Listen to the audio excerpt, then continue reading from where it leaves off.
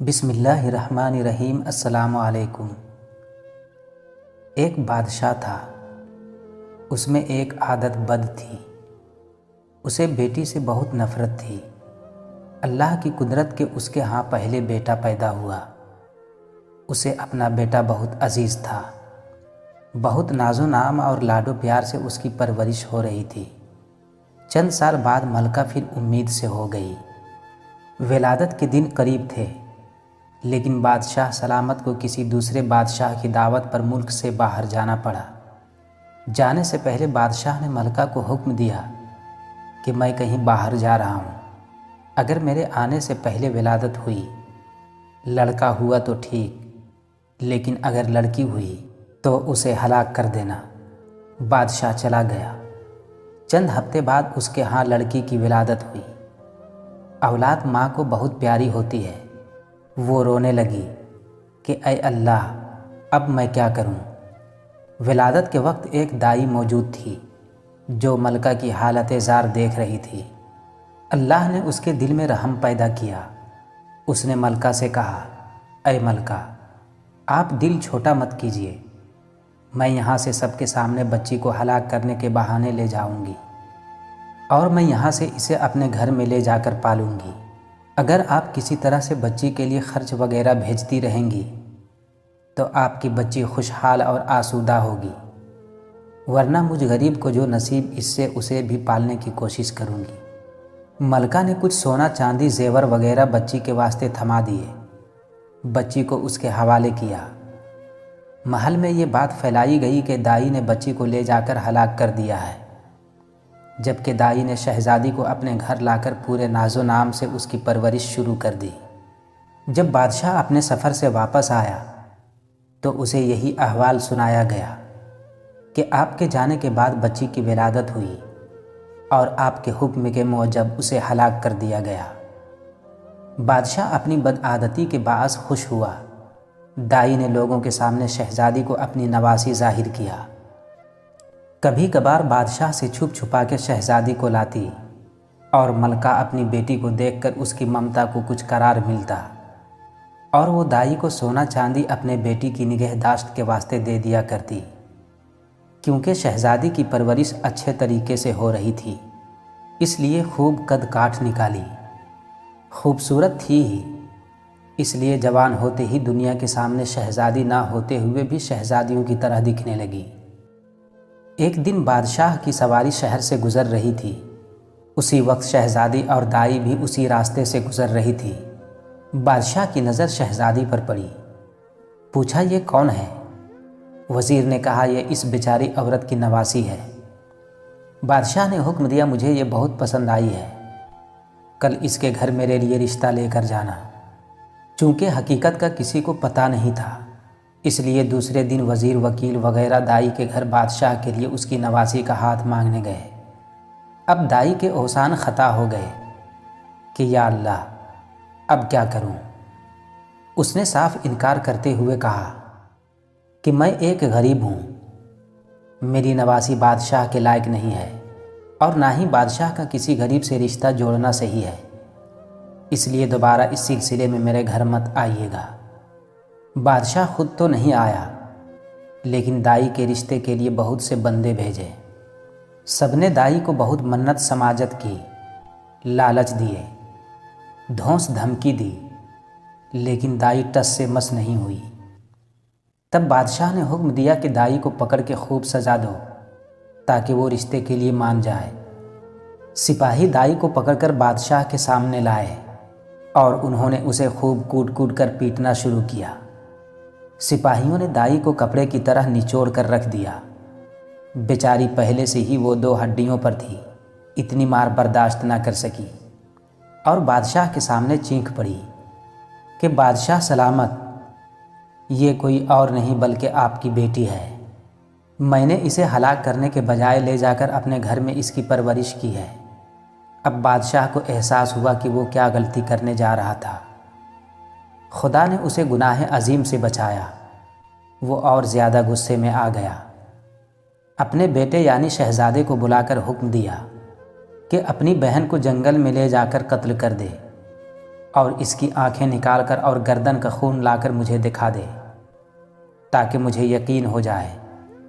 شہزادہ پریشان ہوا کہ وہ کیسے اپنے ہاتھوں سے اپنی بہن کو قتل کرے۔ اس کی آنکھیں نکال لے اور اس کے گردن کا خون لا کر باپ کو دکھا دے۔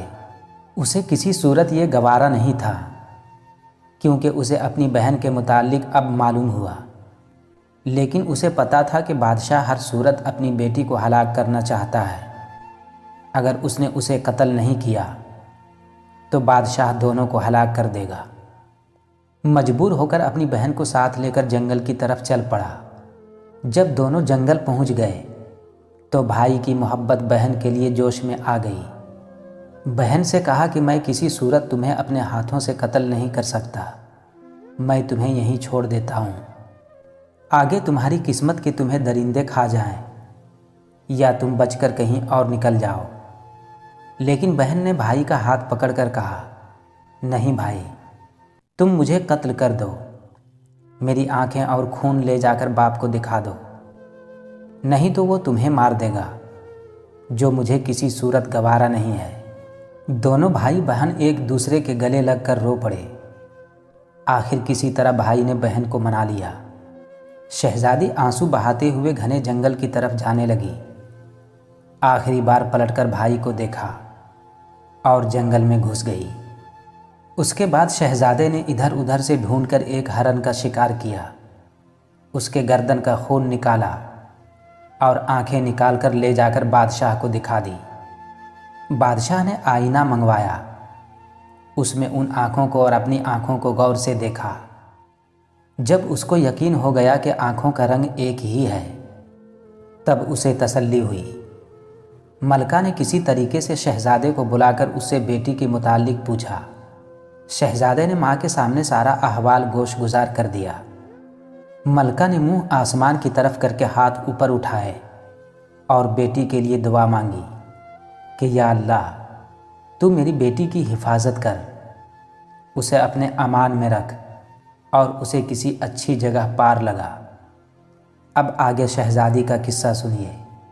شہزادی جنگل میں رہنے لگی اور بھوک مٹانے کے لیے جنگلی پھل پھول بوٹے کھا کر اپنا وقت گزارنے لگی۔ اس دوران بہت سا وقت گزر گیا۔ جھاڑیوں کانٹوں سے الجھ کر اس کے بوسیدہ کپڑے تار تار ہو گئے۔ آخرکار اس کے بدن پر کوئی کپڑا نہ رہا۔ ایک دن کسی اور ملک کا بادشاہ اپنے لاؤ لشکر کے ساتھ اسی جنگل کے راستے سے گزر رہا تھا۔ اتفاقاً بادشاہ اسی طرف جا نکلا جدھر شہزادی تھی۔ جب شہزادی کے کانوں میں کسی گھوڑے کے قدموں کی آہٹ پڑی تو جلدی جلدی کسی گھنے درخت پر چڑھ گئی اور اس کے بڑے بڑے پتے توڑ کر اپنی ستر پوشی کر کے چھپ کر بیٹھ گئی۔ بادشاہ بھی آ کے اسی درخت کے نیچے ٹھہر گیا۔ درخت گھنا اور سایہ دار تھا۔ ایک طرف اپنے گھوڑے کو باندھا اور درخت کے سائے میں کپڑا بچھا کر تھوڑی دیر سستانے کی خاطر لیٹ گیا۔ چونکہ اس کا منہ آسمان کی طرف تھا اور وہ اپنے خیالوں میں گم تھا، اس کی نظر درخت کے گھنے پتوں میں پوشیدہ کسی ہیت پر پڑی۔ وہ اچھل کر کھڑا ہو گیا اور بلند آواز سے کہنے لگا، اے اللہ کی مخلوق، تم کوئی پری ہو، فرشتہ ہو، جن ہو یا کوئی انسان، جو بھی ہو اپنے آپ کو ظاہر کرو، میں تمہیں کوئی نقصان نہیں پہنچاؤں گا۔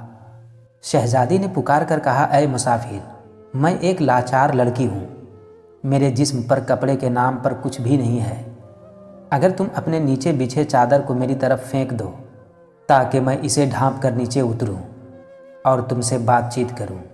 بادشاہ نے اپنے نیچے بچھے کپڑے کو اٹھایا، اس کا گولا سا بنا کر اس کی طرف پھینکا۔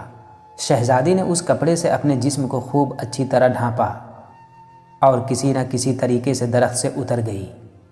جب بادشاہ نے شہزادی کو دیکھا تو اس کے حواس گم ہو گئے۔ اس کے پورے ملک میں کوئی اتنی خوبصورت لڑکی نہیں تھی۔ پورے دل و جان سے شہزادی پر فریفتہ ہو گیا۔ جھٹ شہزادی سے کہا، میں ایک بادشاہ ہوں، اگر تم برا نہ مانو تو میں تم سے شادی کر کے تمہیں اپنی ملکہ بنانا چاہتا ہوں۔ اندھا کیا چاہے، دو آنکھیں۔ شہزادی نے ہاں بھر دی۔ وہ بھی ایک ایسا بندہ چاہتی تھی جو اسے عزت دے، بادشاہ خوشی خوشی شہزادی کو لے کر اپنے ملک روانہ ہو گیا۔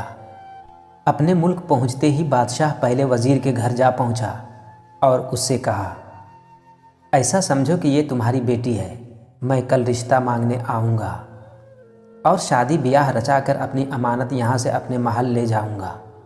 وزیر نے آداب بجا کر کہا، بادشاہ سلامت، آپ پوری طرح سے تسلی رکھیے، یہ آپ کی امانت ہے اور میری بیٹی، جب آپ کا دل چاہے اسے بیاہ کر لے جائیے۔ بادشاہ شہزادی کو وزیر کے گھر چھوڑ آیا۔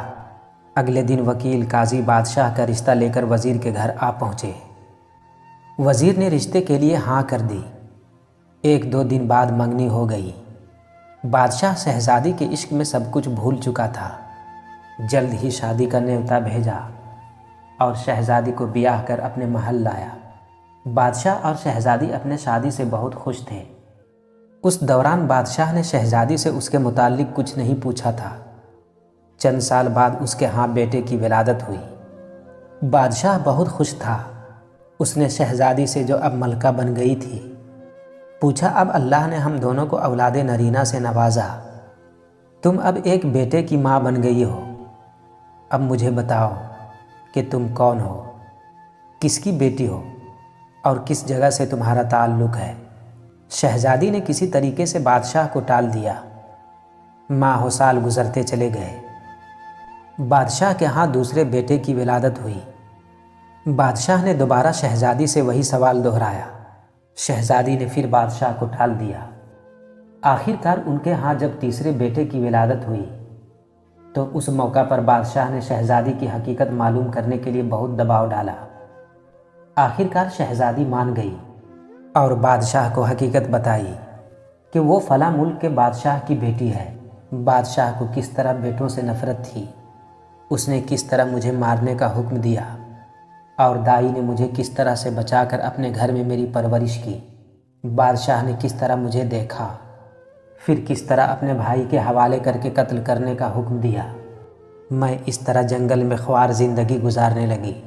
وہاں تم نے مجھے دیکھا، مجھے اپنے ساتھ لے کر آئے اور مجھ سے شادی کی۔